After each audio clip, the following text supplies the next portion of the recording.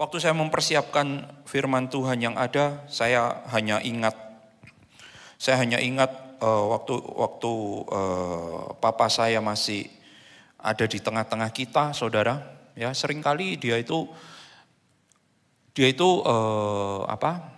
hampir setiap kali, setiap ada kesempatan, dia itu selalu pengennya itu berbagi sesuatu, ya, berbagi sesuatu. Termasuk kepada kita, keluarganya, anak-anaknya itu dia pengen melakukan sesuatu gitu, ya. Dan salah satunya yang saya lihat dari pribadinya, dia itu selalu kalau ada berkat lebih, dia itu ngajak kita itu pergi gitu ya kan. Dia ngajak kita jalan-jalan, dia ngajak kita keluar kadang gitu ya. Kalau ada berkat lebih, kapan itu saya pernah satu waktu dia bilang gini, oh ini papa ada miles katanya, habis pulang dari perjalanan yang jauh, papa ada miles, dapat tiket gratis katanya, bisa ditukar ini, tiketnya gratis nggak bayar ke Singapura gitu ya misal. Pergi ke nggak ada angin, nggak ada hujan saudara, ya nggak ada angin, nggak ada hujan, ayo pergi gitu ya kan. Ajak Elliot, waktu itu Elliot masih kecil ya kan. Ajak ya kita happy aja ya. Sebetulnya dari usia saya pertama kali itu ya kelas 6 SD itu ya mungkin. Kelas 6 SD, SMP itu pertama kali saya menginjakkan kaki di luar Indonesia itu SMP gitu saudara. SD itu diajak naik pesawat ke Jakarta waktu itu. Wah happy-nya luar biasa gitu ya kan. Tapi ketika saya mengingat itu, saya selalu mengingat lagi. Iya, berarti papa saya ini apa termasuk hobinya suka traveling gitu ya. Saya pikir dulu seperti itu. Oh papa saya ini hobinya memang suka traveling, suka jalan-jalan gitu mungkin. Tetapi semakin saya merenungkan akan hal ini. Dan hari-hari ini saya itu agak menyesalnya kenapa. Saya kok sadarnya itu waktu setelah dia sudah dipanggil ya. Waktu dia masih ada itu saya tidak sadar ya. Saya happy aja kalau diajak pergi jalan-jalan ya. Semua ya happy aja gitu ya. Tapi seringkali kita selalu gini. Wah diajak ayo ke sini gitu. Kita selalu ada enak ke sana ngapain. Tidak ada apa-apanya. Kita kan kadang bilang kayak gitu ya.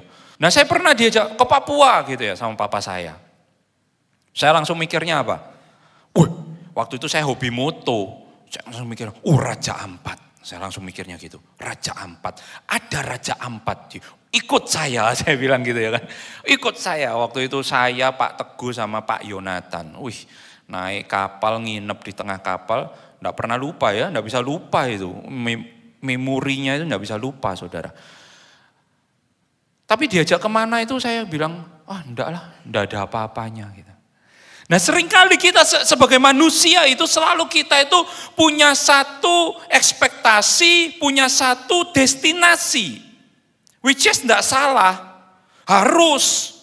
Kalau kita tidak punya purpose, kita tidak punya destinasi, kita tidak punya tujuan, hidup kita ini jadi hidup yang nggak ada arahnya saudara. Mau kemana nanti? Ini mau kemana? Sesuai dengan tujuan, ya udahlah tak jalani aja, ya udahlah tak jalani aja, ya udahlah tak jalani aja. Akhirnya pilih jalan salah pun ya udah trial error terus ya kan, kadang-kadang error, kadang-kadang salah jalan dan lain sebagainya. Tapi lain halnya kalau kita punya destinasi yang jelas, tujuan yang jelas, goalnya apa, kita tahu arahnya ke sana. Kalau diarahkan ke jalan yang lain kita, maaf, arah saya ke sana, bukan ke sono. Nah, nanti diajak teman-temannya dugem, diajak temannya mabuk-mabukan atau diajak nakal sama temannya. Enggak, mohon maaf, saya punya tujuan ke sana. Hidup seperti Mesias saya. Loh, lain. Seringkali kita hanya terfokus pada destinasinya apa.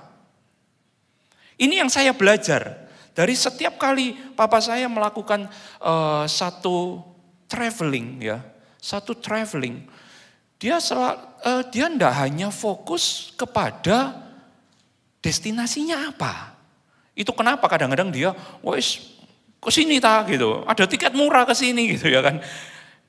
Kadang-kadang saya kok random, kalau anak generasi saya kan bilangnya random poll ya kan, random poll. Mosok ujuk-ujuk nggak ada ini, tahu-tahu ngajak kemana gitu ya kan. Aneh saya pikir. Kapan itu ke mana itu? yang paling ujung barat itu apa? Pulau W, ya kan? Saya baru kali itu pertama dengar nama Pulau W, saudara.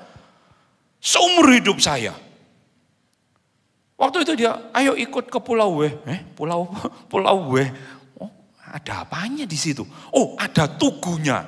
Tugu yang paling ujung barat di Indonesia. Oh, ya udahlah, gitu ya. Saya ikut aja lah, gitu. Tetapi ketika saya merenungkan hari-hari ini, ternyata dia itu enggak fokus sama itu. Dia enggak fokus sama destinasinya aja. Dia tidak hanya memiliki satu tujuan, destinasinya dia nyampe ke sana, dia mau melakukan apa di sana, dan dia mau menyelesaikan apa di sana. Tetapi hari ini saya ngerti, perjalanannya juga penting ternyata. Ketika melakukan perjalanan menuju destinasi itu, ternyata juga penting. Saya sadarnya apa? Saya waktu setelah kita masih kumpul-kumpul ya, satu keluarga gitu. Saya itu jadi waktu favorit saya sekarang. Kadang-kadang kita tuh kumpul itu cuma cerita. Ya ceritanya ya itu aja diulang-ulang sebetulnya. Ya kan diulang-ulang tapi bisa ketawa-ketawa sampai nangis-nangis gitu saudara. Ceritanya ya itu aja. Kadang sampai hari ini cerita tentang dicopet di Eropa itu masih bisa bikin kita ketawa. Masih bisa bikin, wah yuk kapan, wah telepon malam-malam di Indonesia tengah malam dicopet. Wah tahu-tahu balik. Lu ceritanya kan saudara mungkin sudah dengar, saudara aja sudah dengar berapa kali. Apalagi kita ya kan. Tapi sewaktu kita merecall, menceritakan kembali tentang kisah itu, kita masih bisa ketawa itu. Padahal sebetulnya kita udah recall cerita itu ribuan kali saudara. Di recall cerita itu. Dan ini yang saya sadari. Oh ternyata setiap kali papa saya itu ngajak kita pergi. Trip kemana. Ayo ngunjungi itu kemarin adiknya emak saya yang ada di London. Ayo ngunjungi ini supaya ini. Iya.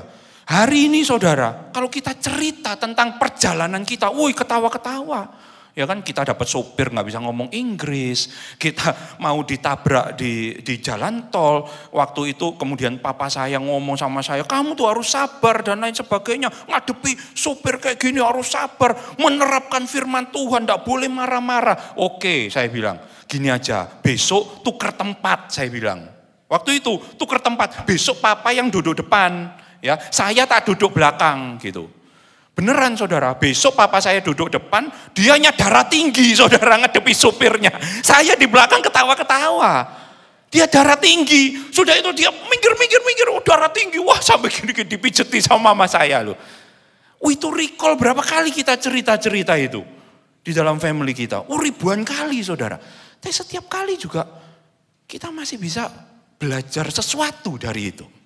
Setiap kali kita masih bisa menarik satu pelajaran yang luar biasa dari perjalanan yang kita lewati. Dan saya baru ngerti, oh berarti papa saya itu ketika dia ngajak kita jalan kemana, itu bukan hanya destinasinya itu apa. Bukan hanya kita pergi ke tempat wisata mana, seringkali kan kalau ke Israel kita, wah harus sehari harus berapa tempat, harus ini, harus selesai, harus ini dan lain sebagainya. Papa saya kan nyantai aja biasanya, ya udah enggak sempet ya enggak apa-apa gitu ya kan. Ternyata saya baru sadar bahwa di dalam benaknya kemungkinan besar bukan hanya destinasinya yang penting, tetapi perjalanannya ini juga penting. Sembari kita menuju destinasi tersebut, ketika kita melakukan perjalanan ini, apa yang kita alami? Cerita apa yang kita hadapi? Cerita apa yang bisa menjadi kisah hidup kita? Dan mungkin kita ceritakan nanti kepada anak cucu kita. Weh kapan itu engkong itu gini. Opa itu melewati gini. Ya. Oma itu dulu sama ini diteleponkan salah sambung gitu ya. Jadi cerita saudara. Jadi kisah. Dan ini hal yang luar biasa. Seringkali kita mengabaikan tentang perjalanan yang kita lewati. Dan ini saya belajar ketika saya merenungkan, oh iya, ternyata papa saya itu bukan hanya destinasinya yang matter, tetapi memori yang ada ketika melakukan perjalanan demi perjalanan. Kisah yang tertoreh, itu yang sampai sekarang, itu menjadi sesuatu yang berharga dan tidak bisa digantikan. Dan kita tidak bisa beli kemana-mana. Kita tidak bisa cari lagi, kita tidak bisa ulangi lagi memori-memori itu. Ya, oleh karena itu kenapa saya selalu dorong kan bapak-bapak yang ada di sini ya. Kalau ini enggak apa-apa ya, diajak having fun anaknya ya kan, dibelikan apa sesuatu. Kenapa? Karena itu sedang menulis memori di dalam hidup mereka. Lah memori apa yang mau kita tulis di dalam kehidupan mereka? Ya itu yang jadi pertanyaan. Itu yang jadi value, biarlah itu menjadi value yang luar biasa di dalam kehidupan kita. Oleh karena itu saya juga belajar, berarti harus balance. Kita enggak hanya berpusat kepada destinasinya saja, tetapi perjalanannya ini juga harus kita perhatikan. Dan dalam hal itulah ketika saya membaca satu ayat, ini ayat yang luar biasa. Dan ini yang diangkat di dalam Torah Parsha yang ada. Kalau tadi Pak Didit kan sebutkannya, Matot Masei. Ini adalah Torah Parsha minggu ini, double portion ya. Double portion, kalau tadi dibaca di dalam Bilangan 31, luar biasa loh ya. Firman Tuhan ini luar biasa. Kalau kita gali tadi, kalau saudara dengar baik-baik, tidak ada seorang pun yang hilang tentaranya. Dahsyat loh saudara. Ya, lain kali kita mungkin belajar tentang hal itu. Tapi kali ini saya akan angkat dari Masei, ya. Yaitu kita buka sama-sama di dalam Bilangan pasal yang ke-33.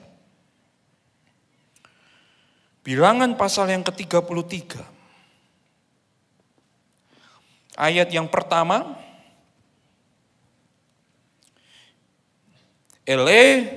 Masei, nah ini Masei ya, dari kata Masei inilah judul dari Torah Parsha yang ada. Bnei Yisrael, Asher Yatzeu Me'eretz Mitzrayim Letzivotam Beyat Moshe Ve'aharon.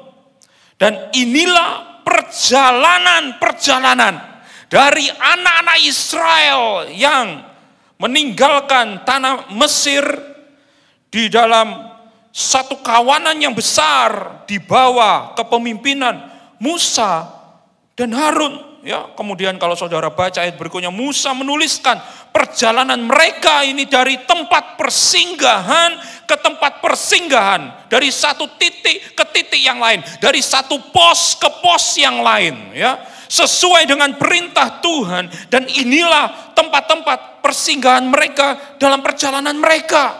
Baru boom saudara, baca sampai bawah.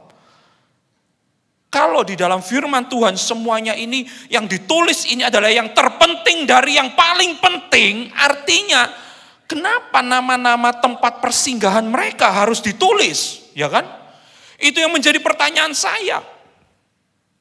Kok kayaknya buang-buang inilah ya. Kalau mau tahu tempat perjalanannya berhenti di mana aja kan tinggal baca lagi sebelumnya. Tetapi kalau di sini diulang dan ditulis secara khusus di dalam satu parsha secara khusus, berarti ada sesuatu yang sangat penting yang Tuhan ingin kita belajar dari hal ini. Dan kalau saudara hitung,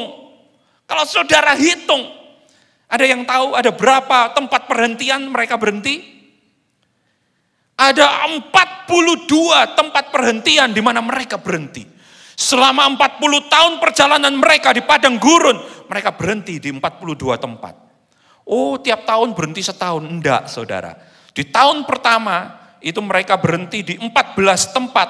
Ya, tahun pertama itu dari Ramses sampai tempat yang namanya Ritma di ayat 18 ya. Mereka berangkat dari Hazerot lalu berkemah di Ritma. 1 tahun 14 tempat pindah-pindah. Jadi bayangin kalau 1 tahun 14 tempat berarti ya enggak sampai sebulan mereka harus ringkes-ringkes ya kan. Enggak sampai sebulan mereka sudah harus berkemas lagi kemudian pindah lagi. Tetapi kemudian setelah itu, apa yang terjadi di Ritma? Kalau saudara tahu apa yang terjadi di Ritma, Ritma ini menarik, Ritma ini memiliki arti kata. Ritma itu juga memiliki arti kata burning coals, batu bara yang terbakar. Sesuai dengan nama tempatnya, ada satu insiden yang terjadi, yaitu insiden tentang mata-mata yang dikirim untuk melihat tanah perjanjian, tetapi mereka datang kembali membawa kabar yang buruk kepada bangsa, untuk menghasut bangsa Israel waktu itu. Itu kenapa kata-kata yang buruk, slander, itu seperti burning coal, seperti batu bara yang terbakar. Oleh karena itu kita belajar, ya kan? Jangan mengucapkan slander, fitnah, kata-kata buruk, kata-kata yang negatif tentang orang lain, gosip, ngerasani orang lain, jangan, hindari itu. Saudara tahu apa? Hafal enggak? Masih ingat enggak? Apa? Kata-kata yang buruk? Lashon hara, betul. Wah, luar biasa ya. Lashon hara, hindari itu, hindari slander, terutama slander tentang hal yang kudus. Tanah perjanjian adalah tanah yang kudus, milik kepunyaan Tuhan. Dan itu 1 tahun pertama mereka sampai Ritma, kemudian contoh yang lain mereka di dalam tempat yang namanya Kadesh. Itu mereka tinggal tidak setahun 2 tahun, berapa tahun? Ada yang tahu? Di tempat yang namanya Kadesh, itu di ayat 36. Mereka berkemah, berangkat dari Ezion Geber, lalu berkemah di padang gurun Sin, yaitu Kadesh. Saudara tahu berapa lama mereka tinggal di Kadesh? 19 tahun. Oh, 19 tahun itu udah mungkin yang menikah udah lahirin anak, anaknya umur 18, ya kan. Wih, lama saudara. Mungkin mereka sudah, wah ini tiang awan, tiang api kok nggak berangkat-berangkat ini. Jangan-jangan Tuhan sudah ndak ini ya. Lupa sama kita nih. Lupa kalau kita tuh nyantol di sini mungkin. Mungkin ya kan. Mereka tinggal cukup lama di situ. Jadi ndak rata 1 tahun 1 kali gitu ya kan. Perjalanan ndak. Dan kemudian 5 tempat yang terakhir itu langsung di dalam setelah Harun meninggal. Itu juga dalam rentang waktu yang singkat. Mereka harus berkemas dan mereka meninggalkan tempat di mana tiang awan dan tiang api itu berhenti. Dari sini kita belajar apa? Dari sini kita belajar bahwa ketika Tuhan memimpin satu perjalanan, bukan hanya destinasinya yang penting bagi Tuhan, tetapi sembari kita melakukan perjalanan ini juga adalah hal yang penting. Apa yang kita alami, apa yang kita hadapi, tantangan apa yang kita alami, kesusahan apa yang mungkin kita hadapi, berkat apa yang kita dapat, sukacita apa yang kita alami. Semuanya itu matter bagi hidup kita. Dari sini, dari ayat yang luar biasa ini, ketika saya merenungkan, wow luar biasa ya. Seringkali orang Kristen tuh judging, menghakimi. Wah kalau orang Israel itu memang tegar tengkuk. Kalau saya waktu itu sudah ngelihat laut terbelah, saya tidak mungkin berdosa seperti mereka. Tunggu dulu. Pernah enggak saudara, kalau saudara di hadapan mungkin, jumlah yang mayoritas, misal ada yang kerja di kantor, sebagian besar dari teman-teman rekan kerja saudara, rekan kantor saudara, itu bukan orang percaya. Kemudian kalau saudara mau ambil contoh aja saudara, oh kita mau doa, makan doa, simple kan? Wah diintimidasi, ngapain makan aja doa, sok rohani lu. Mungkin kita hanya punya satu teman yang lain yang bisa mengerti dan melakukan hal yang sama dengan kita. Berdoa sebelum makan. Ini saya contoh aja ya. Bisakah kita tetap berdiri dan memegang kebenaran Tuhan meskipun itu bukan pendapat yang mayoritas. Bisa enggak? Kalau enggak bisa, kita enggak bisa ngomong loh saudara, kita lebih baik dari bangsa Israel. Waktu Yosua dan Kaleb hanya 2 orang, mereka punya pendapat yang berbeda dengan 10 yang lain. Waktu itu bangsa Israel bilang apa? Wah, mereka mau lempar Yosua dan Kaleb batu. Mereka mau rajam Yosua dan Kaleb. Bahkan nyawa taruhannya. Bisa enggak kita berdiri sebagai Yosua dan Kaleb? Enggak gampang saudara.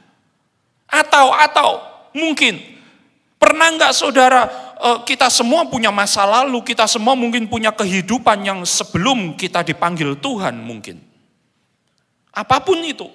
Meskipun kita lahir Kristen, saya lahir Kristen, tapi saya tahu saya punya masa lalu dan saya punya hal-hal yang saya tinggalkan di masa lalu saya. Saya dari lahir Kristen, saudara. Pernah enggak saudara menghadapi tantangan di mana saudara menghadapi tantangan dan saudara berjuang supaya saudara tidak kembali ke kondisi manusia lama saudara? Pernah enggak? Berapa kali kita menang? Saya tanya. Berapa kali kita menang? Kalau kita tidak menang, kalau kita jarang menang, jangan kita ngomong kita lebih baik dari bangsa Israel. Ketika mereka bosan sama mana dan mereka minta daging, mereka minta bawang-bawangan dari Mesir. Mereka kepingin makanan-makanan yang dulu mereka makan di Mesir. Mereka merindukan Mesir. Wah, kalau saya di posisinya bangsa Israel, saya tidak akan merindukan Mesir. Loh, hari ini aja kok orang Kristen banyak yang berjuang supaya tidak kembali ke manusia lamanya kok. Lah manusia lama gambaran apa? Mesir. Mesir. Pernah nggak kita menghadapi tantangan, ya kan? Tantangan misal, gembala sel kita aja tidak ngecek kita sebentar, wah sudah jatuh, sudah gelimpangan dalam dosa dan lain sebagainya. Ketika mungkin kita nggak diingatkan untuk baca firman sama kalau di youth ini brother sister yang ada, wah lu nggak baca firman, wah langsung ini. Jangan salahin. Jangan kita merasa kita lebih dari bangsa Israel ketika Musa naik ke gunung, ke puncak gunung untuk menerima 2 loh batu. Pemimpin rohani yang mereka lihat, look up, meninggalkan mereka sebentar, mereka langsung menyembah lembu emas. Kadang-kadang kita merasa kita lebih baik, padahal kalau saya ngomong kayak gini, ini kan kita alami ya, tantangan-tantangan ini. Berarti sebetulnya kita tidak lebih baik dari mereka. Kita juga menghadapi tantangan yang sama. Kita menghadapi perjuangan yang sama. Kita berada di titik posisi yang sama dengan mereka. Itu sebabnya ada literatur yang berkata bahwa bentuk map perjalanan bangsa Israel di padang gurun ini adalah seperti perjalanan tiap-tiap orang benar yang berjalan di dalam jalannya Tuhan. Wow. Berarti kalau kita menghadapi tantangan, kita menghadapi ujian, bagaimana kita bisa menang, bagaimana kadang kita kalah kan, itu seperti gambaran perjalanan bangsa Israel waktu itu. Kadang mereka menang, kadang mereka jatuh. Tetapi kita harus menyadari bahwa di dalam perjalanan itu, yang saudara lihat apa? Tetap ada penyertaan Tuhan. Di saat mereka di bawah, di saat mereka di atas, di saat kapanpun, tetap ada penyertaan Tuhan. Wah, ini hal yang luar biasa. Dan kalau saudara lihat, ini yang mengubah mereka. Bangsa Israel yang ketika keluar dari Mesir, itu berbeda dengan bangsa Israel yang masuk ke tanah Kanaan. Oh iya generasinya beda. Justru itu. Generasinya beda. Artinya cara pandang mereka, mentalitas mereka, karakter mereka, semuanya beda. Dan itulah tujuan Tuhan. Untuk membentuk mereka. Sewaktu mereka melewati padang gurun itu. Bukan hanya tanah perjanjiannya yang penting, tanah perjanjiannya penting. Tapi bukan hanya itu, tetapi perjalanan mereka untuk menuju ke sana. Ceritanya, setiap pos perhentian mereka selama 42 kali mereka berhenti. Ini sangat penting. Ini penting untuk generasi berikutnya supaya mereka mengingat apa yang Tuhan lakukan dan apa yang terjadi di tiap-tiap pos perhentian ini. Bagaimana dengan hidup kita, ya kan? Kalau saya recall lagi kehidupan saya, iya loh. Saya ingat tahun 2015. Saya mengalami, saya mungkin sudah lama minum air yang pahit. Tetapi saya ingat 2015, itu pertama kali saya minum air yang sejati. Saya dengar air yang sejati. Bukankah itu juga terjadi dalam kehidupan bangsa Israel ketika mereka minum air yang pahit dan bagaimana air itu jadi manis? Harus dilempar ranting, ya kan? Ranting itu apa? Ranting itu tunas. Tunas itu apa? Saudara tahu tunas Isai itu siapa? Yeshua. Wow. Berapa banyak dari kita sebelum kita menemukan Yeshua yang sejati, sebelum kita minum air dari Torah yang sejati yang Yeshua ajarkan, kita minum air yang pahit. Hidup kita penuh dengan kepahitan mungkin. Tetapi ketika ranting itu, tunas itu dilempar. Ketika Yeshua masuk dalam hidup kita, dia mengubah air yang pahit itu menjadi manis. Loh, kalau saudara recall baik-baik kehidupan kita, ya kan? Ingat kembali apa yang terjadi dalam kehidupan kita. Kita akan menemukan betapa luar biasanya Tuhan memimpin hidup kita. Dan bagaimana mungkin kok bisa sama mapnya dengan yang dihadapi oleh orang-orang percaya yang lain yang ada di muka bumi ini. Wow, kebetulan? Tidak ada yang kebetulan. Itu kenapa Torah Parsha ini beri judul Journey. Masih, ya kan? Dan itu judul malam hari ini Le Voyage. Ya, itu supaya keren dikit lah saudara. Tapi the journey, perjalanan, ya, perjalanan. Dan ini saudara, sembari saudara mendengarkan, coba ingat juga perjalanan hidup saudara bagaimana. Ketika saudara kebaikan Tuhan apa saja yang saudara alami. Bagaimana saudara bisa encounter dengan kebenaran Tuhan yang sejati. Bagaimana saudara mungkin merasakan minum Torah yang sejati yang dari Tuhan sendiri. Dan bagaimana saudara mungkin merasakan kebenaran Tuhan itu seperti hal yang luar biasa. Membangkitkan hidup, membangkitkan manusia spiritual kita. Membangkitkan nesyamah kita. Kalau saudara recall itu semua dan saudara baca kisah yang bangsa Israel lewati, kita akan menemukan ada satu paralel yang terjadi. Ada sesuatu cerita kisah paralel yang terjadi di situ. Ya. Dan perjalanan ini, karena perjalanan ini bukan sesuatu yang biasa-biasa. Slide berikutnya. Kalau saudara ambil di dalam Bilangan pasal yang ke-9, saya mundur sedikit, ya kan?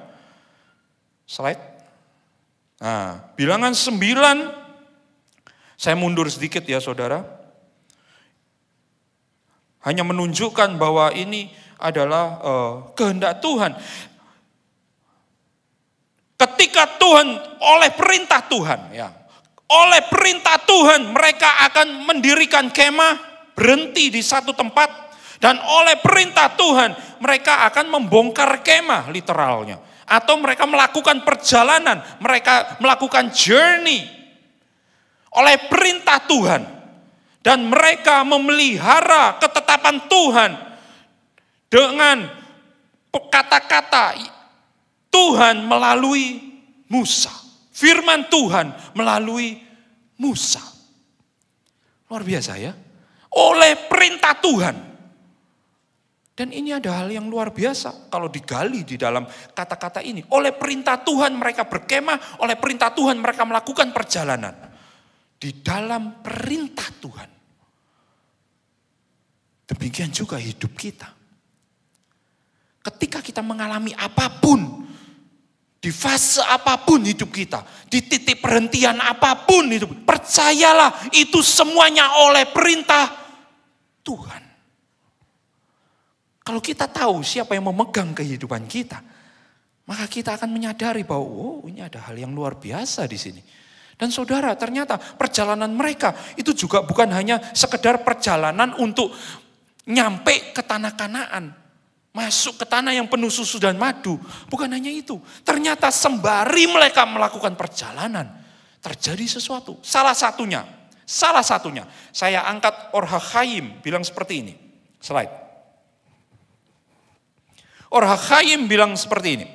Dan Tuhan membuat bangsa Israel melakukan perjalanan melalui tempat yang sedemikian rupa supaya kekudusan mereka akan bertindak, akan berperan sebagai magnet katanya. Magnet untuk apa? Untuk menarik percikan-percikan yang hilang, tanda kutip. Di setiap area hidup kita itu ada percikan Tuhan, kita pernah belajar ya. Semuanya. Termasuk saya akan kasih contoh, misal HP saudara. Bagaimana kita bisa mengambil percikan Tuhan di sini? Ya jangan dipakai untuk nonton film porno, jangan dipakai untuk hanya cuman chattingan, jangan dipakai hanya untuk main game. Tetapi ketika kita menggunakan HP kita ini untuk kemuliaan Tuhan, untuk belajar firman Tuhan, ini powerful saudara. Powerful. HP ini menjadi sesuatu yang kudus. Artinya apa? Percikan Tuhan yang ada di dalam sini sudah kita tarik keluar untuk di-elevate untuk kemuliaan kerajaan Mesias kita. Wow, luar biasa ya kan? Tapi kalau kita cuma pakai untuk bahkan hanya untuk kerja, jangan. Itu akan jadi sesuatu yang fana, common. Tetapi kalau kita mau menjadikan setiap hal yang di dalam hidup kita ini untuk menjadi sesuatu yang kudus, kita harus mencari bagaimana signifikansinya berkat Tuhan yang sudah kita terima ini untuk kita juga lakukan, untuk kita pakai bagi kemuliaan kerajaan Yeshua. Itu kita sedang narik spark, percikan roh Tuhan yang ada di dunia ini. Nah, Or HaChaim bilang seperti itu. Ketika mereka melakukan perjalanan di padang gurun, itu mereka nggak cuma lewat, tetapi sembari mereka lewat, karena mereka ada dalam kondisi yang kudus, total sanctity, mereka narik percikan-percikan itu. Wow. Di dunia spiritual ada sesuatu yang terjadi ketika mereka melangkahkan kaki mereka di padang gurun. Ini bukan untuk sesuatu yang fana, tetapi ada sesuatu yang terjadi. Total sanctity maksudnya apa? Kombinasi dari kekudusan Israel, hadirat Tuhan yaitu Shekinah, dan Torah yang kudus, firman Tuhan yang kudus. Bukan hanya kalau saudara bilang, kan mereka nyembah lembu emas, mereka kan melakukan kesalahan, mereka kan bersungut-sungut. Kan gak cuma mereka perannya. Di situ ada kombinasinya saudara. Complicated. Ya kalau mereka dalam keadaannya tidak kudus, ya mereka tidak bisa narik percikan ini, spark ini. Tidak bisa. Tetapi kan mereka tidak setiap kali mereka bersungut-sungut ya. Ada kalanya mereka, ngelihat Korah ditelan bumi, habis gitu apa yang terjadi? Mereka takut. Ada kegentaran ilahi. Mereka gentar ngelihat itu. Ya saya yakin berapa tahun ke depan, nggak berani macam-macam yang lain ya kan. Ngelihat Korah ditelan bumi seperti itu. Ngelihat Pinehas marah, nggak berani macam-macam yang lain itu. Paling enggak 4 minggu ke depan, hidup kudus lewat Pinehas saja takut gini. Waduh, jangan deket-deket, hati-hati, ditusuk kamu nanti, ya kan? Mereka enggak melulu, mereka bersungut-sungut terus sepanjang hari, enggak. Nah, ketika mereka mendatangkan kekudusan Tuhan ini, mereka narik spark ini, percikan-percikan keilahian Tuhan yang lost, tanda kutip ya. Mereka tarik itu. Demikian juga perjalanan hidup kita. Perjalanan hidup kita itu bukan cuma untuk yang tadi saya bilang, hidup punya uang banyak, pekerjaan bagus, punya kedudukan tinggi dan lain sebagainya, kalau punya keluarga yang kelihatannya bahagia kemudian meninggal. No. Ketika kita mengajarkan firman Tuhan kepada anak-anak kita, loh, itu mitzvah. Ketika kita memberitahu kebenaran Tuhan kepada mungkin kolega kita, wow, itu mitzvah. Kita sedang menarik percikan, elevate percikan Tuhan yang ada di dalam diri orang-orang itu untuk kepada Tuhan. Wih, ini hal yang luar biasa. Dan itu yang terjadi ketika mereka melakukan perjalanan, mereka berhenti di dalam milestone-milestone yang ada di padang gurun. Tetapi ternyata saudara, semua itu punya satu tujuan. Dan kalau kehidupan ini diparalelkan dengan kehidupan kita, berarti tujuannya apa di dalam kehidupan kita, ya kan? Ternyata kalau saudara baca, kan saya tadi bilang ada 42 pos, 42 tempat perhentian di dalam bilangan 33 ini. Tetapi ternyata ini sangat paralel dengan yang ditulis oleh Matius. Di dalam Matius pasal yang pertama. Matius pasal pertama ini tentang apa? Inilah silsilah Yeshua Hamasiah, anak Daud, anak Abraham. Kalau saudara hitung, saudara boleh hitung. Ada berapa? 42. Wow. Kebetulan. Kayaknya konspirasi kalau kebetulan. Saya yakin tidak kebetulan. Kenapa? Karena tujuan dari perjalanan kita jelas. Tujuan dari perjalanan kita adalah Mesias, Moshiach, Yeshua, Mesias kita. Tujuan dari perjalanan hidup kita adalah supaya kita menjadi serupa seperti Mesias kita. Wow. 42 pos. Ini menandakan 42 perhentian. Milestone yang terjadi di dalam perjalanan. Termasuk perjalanan hidup kita. Ya saudara baca lengkapnya nanti di rumah. Perjalanan hidup kita ini juga. Supaya kita menemukan Mesias. Dan bukan kebetulan juga. Ya ini masih debatable ya saudara. Tetapi kalau saudara, saya cuma ngangkat aja. Kalau saudara hitung mujizat yang dilakukan Yeshua. Mujizat yang dilakukan Yeshua. Di dalam yang dicatat di dalam Injil. Ada. Bukan 42. 37 yang dilakukan Yeshua. 37. Tapi kalau saudara tambahkan dengan mujizat yang terjadi melalui dia, surprisingly ada yang hitung 42. Beda, mujizat yang dilakukan sama mujizat yang juga terjadi di, misal contoh, kelahirannya, mujizat enggak? Mujizat. Ya kan? Waktu dia bangkit dari kematian, mujizat enggak? Mujizat. Itu mujizat yang terjadi melalui diri Yeshua. 42. Ini menandakan apa? Ini menandakan bahwa misi Yeshua, kalau saudara ngerti, misi Yeshua di atas muka bumi ini untuk apa? Untuk memberitahu bahwa kerajaan Mesias akan segera ditegakkan. Berarti apa? Messianic kingdom. Kerajaan Mesias. Ini adalah isi pesan Injil, kabar baik yang Yeshua bawa. Sampai hari ini, itu adalah Injil yang tidak pernah berubah. Kalau saudara mendengar Injil, kalau hanya cerita tentang kehidupan Yeshua, itu bukan Injil saudara, mohon maaf.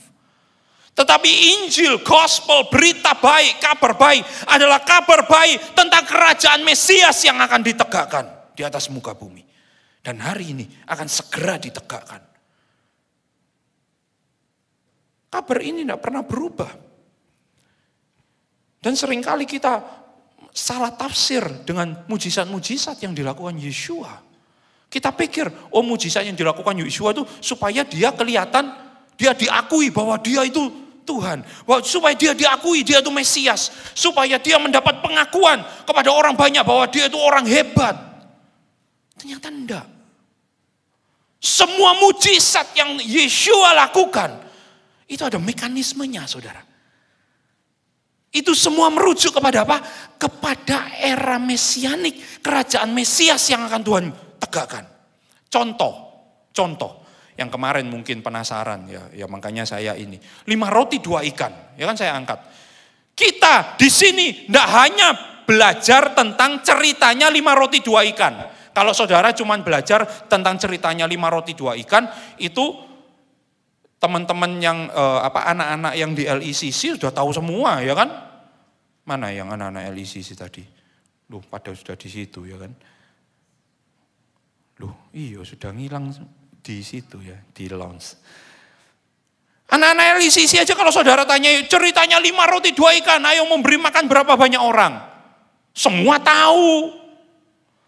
Tetapi hari ini Tuhan beranugerah, kita tidak hanya belajar tentang ceritanya seperti apa, tetapi kita belajar artinya apa, ya kan? Artinya apa? Artinya kenapa 5 roti, bukan 10 roti? Kenapa kalau mau lebih sakti lagi, kenapa 5 roti, kok enggak 1 roti aja? Lebih sakti lagi, setengah roti.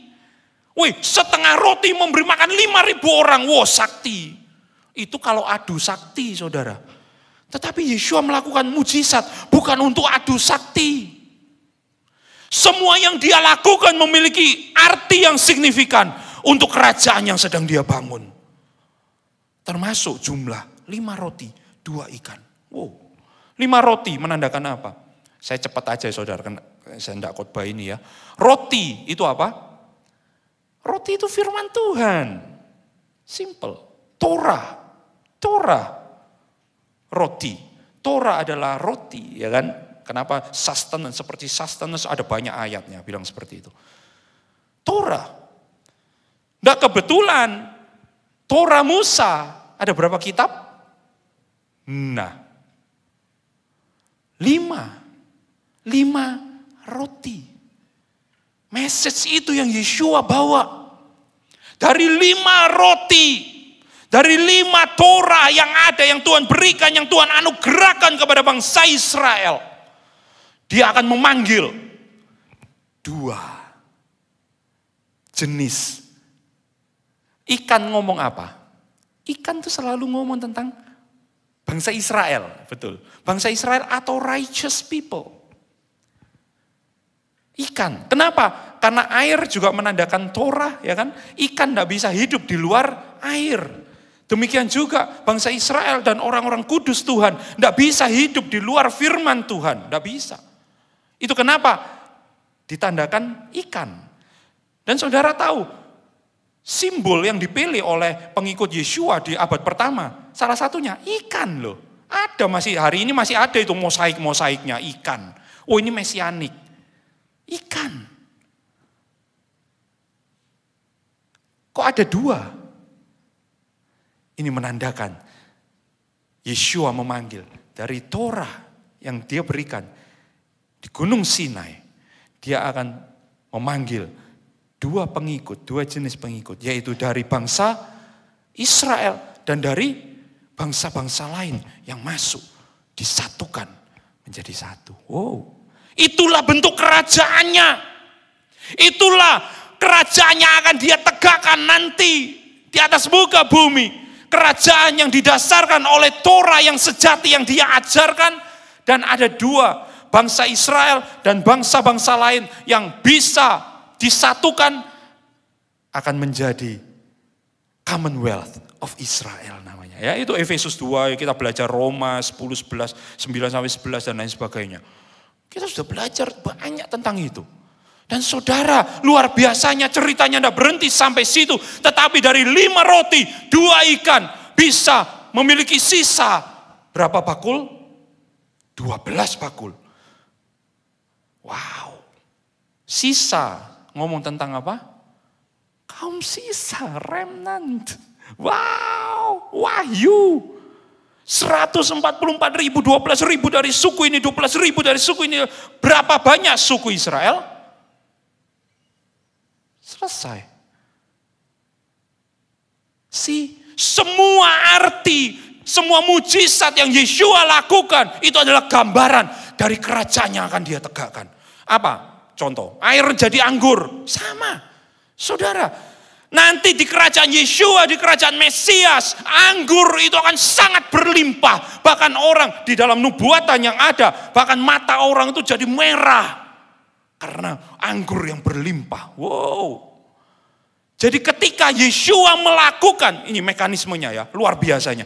Ketika Yeshua melakukan mujizat air menjadi anggur, dia mengkonekkan, dia mengambil, dia mungkin menjulurkan ya, dia ngonek sama era mesianik, dan kemudian dia membuka satu portal yang terjadi di titik waktu di mana dia berdiri, waktu itu. Dan dia melakukan dia melakukan mujizat. Air jadi anggur untuk menandakan apa? Bahwa nanti di kerajaannya gak hanya minum air yang berlimpah, tetapi anggur yang akan berlimpah. Artinya apa? Ada sukacita yang berlimpah. Apa? Menghidupkan orang mati. Mengalahkan kematian. Nanti di kerajaan Yeshua, di kerajaan Mesias, kematian tidak lagi berkuasa. Ketika kita mati di era mesianik, saudara akan langsung dibangkitkan. Wow. Tidak ada lagi sakit penyakit. Itu kenapa orang buta melihat, orang lumpuh berjalan. Kenapa? Karena di kerajaan Yeshua tidak ada sakit penyakit. Wow. Untuk itulah dia melakukan mujizat.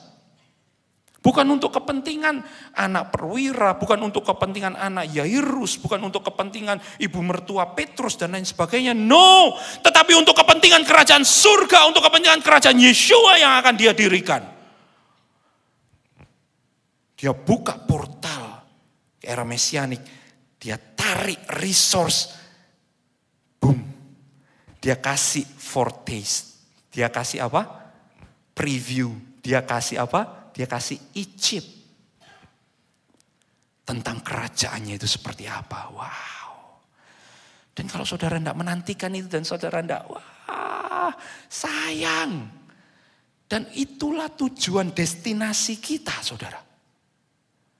Itulah destinasi kita. Hari ini, apapun yang kita lakukan dan kerjakan, biarlah semuanya itu mengarah ke sana. Semua arahnya ke sana. Bahkan komentari dari orang-orang Jews yang bahkan mereka belum mengakui Yeshua sebagai Mesias. Mereka bilang seperti ini. Slide berikutnya. Saya ambil dari Zeenah, Ureenah. Demikian juga untuk beberapa orang-orang Israel nanti akan melewati padang gurun di hari Mesias, di zaman Mesias. Loh, berarti cerita tentang padang gurun ini juga cerita kita. Perjalanan hidup kita, journey kita. Tujuannya apa? Kerajaan Mesias, ya. Tuhan akan melakukan lagi tanda-tanda, mujizat-mujizat dan kehebatan-kehebatan yang terjadi ketika peristiwa Eksodus dari Mesir. Dia akan memberi makan mereka dengan makanan yang luar biasa baik. Dia akan memimpin mereka dengan terangnya dan dengan awan, ya. Ini tiang api, tiang awan. Seperti yang dia lakukan kepada bangsa Israel di padang gurun. Seperti ada ayat yang menulis di Yehezkiel 20 ayat 35. Dan aku akan membawa engkau ke dalam padang gurun di antara bangsa-bangsa. Artinya apa? Artinya, and I will bring you into the wilderness of the nations in the days of the Messiah. Engkau di tengah-tengah bangsa lain, engkau akan seperti berjalan di padang gurun lagi. Bukankah hari ini, ayat ini sedang digenapi? Hari ini Israel berdiri sendirian. Yang berdiri sama mereka bukan bangsa lain, tetapi person lain. Siapa? Kalau saudara tanya, hari ini yang berdiri sama mereka, itu orang Kristen. That's it. Oh bangsa Inggris berdiri sama mereka, enggak semua bangsa Inggris. Oh bangsa Amerika berdiri, enggak semua bangsa Amerika. Apalagi bangsa ini, ya kan? Tapi kan enggak semua bangsa ini juga menentang, ya kan? Buktinya seperti kita ya ikut berdiri. Yang berdiri dengan mereka, ironisnya, hari ini yang berdiri bersama dengan mereka di tengah kesendirian mereka adalah murid-murid Yeshua yang mereka tolak. Wow, ini adalah wujud, ini adalah perjalanan dari pemulihan dari segalanya. Nanti ada satu titik di mana mereka akan terima Yeshua sebagai Mesias dan boom itulah Baruch haba b'shem Adonai. Boom, Yeshua datang untuk kedua kalinya. Wah, saya itu selalu merinding kalau ngomong ini, saudara. Kenapa? Karena saya sangat menantikan kedatangan Mesias ini. Therefore, their starting points. Kalau saudara baca baik-baik di Bilangan 33 ayat yang kedua, starting point itu bukan singular, tetapi jamak. Starting pointnya nggak cuma satu. Lah aneh kan, starting pointnya padahal kan kalau yang ditulis cuma satu, Ramses di Mesir. Ya kan?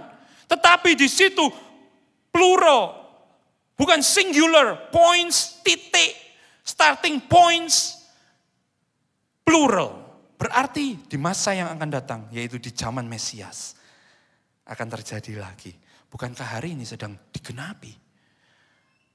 Wow, kita memang hidup di dalam masa-masa yang sebetulnya, kalau buat saya ini masa-masa yang sangat exciting. Jangan dilihat naik turun perjalanannya. Kalau saudara ngelihat sukses gagal dari perjalanannya, saudara akan down, mungkin saudara give up saudara ini. Tetapi kalau saudara lihat bahwa perjalanan kita adalah satu kemajuan, progres, artinya apa? Meskipun hari ini kita gagal, aku tetap besok mau berjalan sama Tuhan. Aku tetap besok mau cari wajah Tuhan lebih. Supaya apa? Supaya ada progres, ada kemajuan. Kita nggak tinggal di satu titik hidup kita, kemudian kita down, kita nyerah, kita ya give up, ya udahlah hidupku memang gini. Aku nggak bisa lah jadi orang yang baik. Loh no. Tuhan selalu memanggil kita, memanggil kita, memanggil kita. Kalau saudara lihat dan baca di tiap titik perjalanan mereka, mereka sering gagal. Tetapi itu tidak membuat mereka berhenti. Mereka tetap berjalan, berjalan, berjalan sampai mencapai destinasinya. Demikian juga Tuhan yang ingin kita lakukan hari ini. Berjalan, berjalan, bergerak, bergerak sampai nanti kedatangan Mesias kita. Hari Mesias kita. Kita akan bertatap muka dengan Mesias kita. Wow. Ini hal yang luar biasa ya. Maka perjalanan ini juga merupakan hal yang penting. Bukan hanya destinasinya, tetapi perjalanannya ini juga matter. Ya, saya undang teman-teman yang main musik, yang bertugas main musik boleh maju ke depan. 1 Yohanes 2 ayat 6, saya ambil dari Amplified, katakan seperti ini. Siapapun yang berkata dia tinggal di dalam Kristus, haruslah dia berjalan dan bertindak seperti juga Yeshua berjalan dan Yeshua bertindak. Perjalanan hidup Yeshua, poin hidup Yeshua, itu juga penting. Sama pentingnya dengan poin hidup setiap titik-titik perhentian bangsa Israel. Itu juga yang Yeshua hidupi dan Yeshua jalani. Dan itu juga yang kita hidupi dan kita jalani hari-hari ini. Dan biarlah perjalanan ini juga mengubah kehidupan kita dari dalam.